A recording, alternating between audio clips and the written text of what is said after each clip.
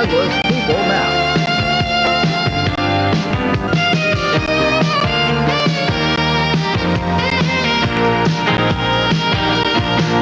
Now, here's Mike.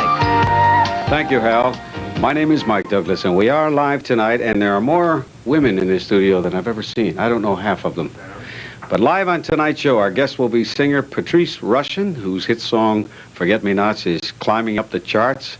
Joyce Jilson with the inside scoop on the stars.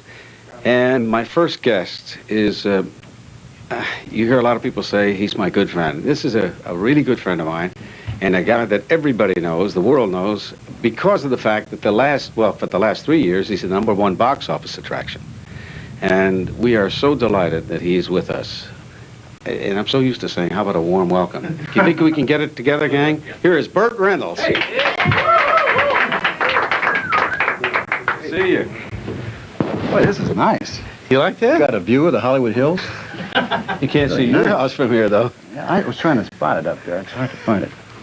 You look great. You've been vacationing, haven't you? Yeah, I was in Hawaii and watching my beard grow, and then I went to the Jim Graham British School of Racing for the last 3 days. And Where? It's in Monterey. It's called Laguna Seca is the racetrack, and it was the best. It's the second best sensation I've ever had. It was just. Is this because of the new movie that you're going to be doing that I read about, Stand On It, that you want to get into racing? Yeah. Or are you going to get serious about driving these things? Well, you know, I've got a stock car with Hal Needham, and I've been driving fast for a long time, but I really didn't know what the hell I was doing, to be honest with you. And I thought, if I'm going to do this, I really should go to school. I can't imagine, though. You said that you train in Formula One cars. You'd think they'd give you a stock car or something to start. Well, that's what the school is about. Oh, I'd never driven Formula Ones, and I wanted to find out what that was all about. Are you really that close to the ground, the way they look in Indianapolis? Yeah, you're 2.5 inches off the ground. Sometimes I thought I was a little closer. I think I was. At this point in your life, Burt, why do you want to take chances like that?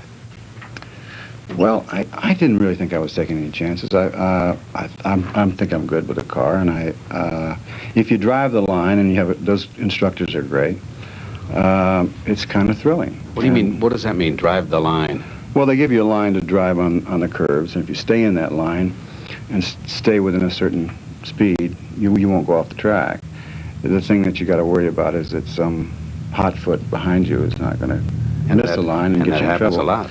Well, in the Formula One car, if you hit another car, it's all over. You know, you just do a few. Didn't they have a mishap similar to the one you're talking about at Indianapolis this year? I think some young kid. Well, that great Canadian driver was killed that way. He hit another tire.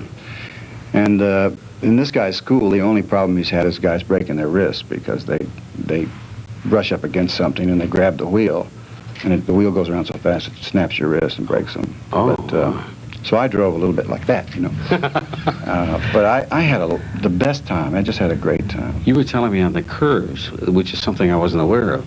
I thought that you had a brake and you brake the car, so you gear them down on curves. No, you set up before you come into the curve, and then when you hit the apex, you stick it in the floor. I mean, you stand the accelerator. on it. Yeah.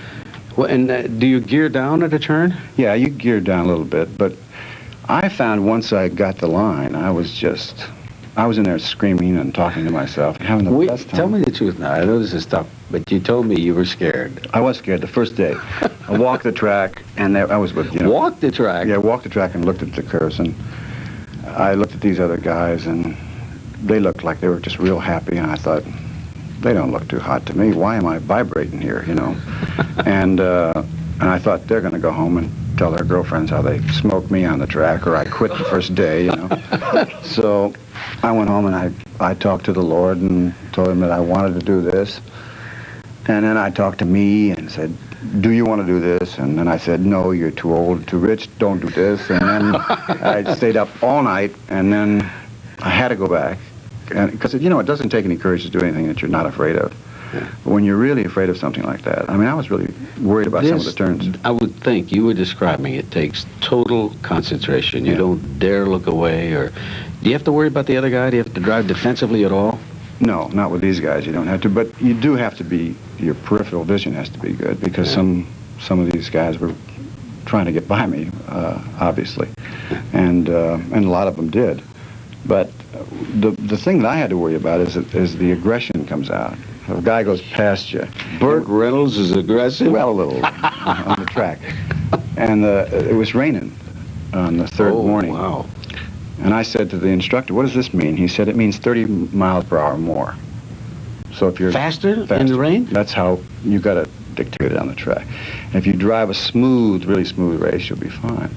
On a Well, wet track, you yeah. can go faster. And what happened to me was the first time a guy went past me was one of those rooster tails kind of got in my face, and the mud was in my eyes, and I said, I don't like this. So I suddenly the race was on. I want to The be in aggression front. came out. Yeah, I didn't like that at all. So I drove my best after that. Now, when did you decide? You were there, what, 3 days? 3 days. Yeah. When did you decide, I love this, I think I'm going to do this? Truthfully, in the middle of the third day. Is that when you burned it up or on? Yeah, well, I got the gears finally, and I had the line, and I started what they call attacking the corners. Instead of just going into the corner, I started to attack the corner, and I Can really you felt describe that to me? What you mean? Well, you by come into the corner, and instead of just vibrating in your seat and saying, I don't want to be here, you say, this is the best place I've ever been in my life, and you just stick your foot in the accelerator, and you just let out a scream, and it's just a It's a thrill. very exhilarating feeling, too, isn't it? It's a thrill. And when you come out the other side and you're alive, it's wonderful. I'd like to talk about the motion picture business with you, if I may, in a moment. Sure. We're going to pause for these messages. We're coming right back with Burt Reynolds. Hang in there.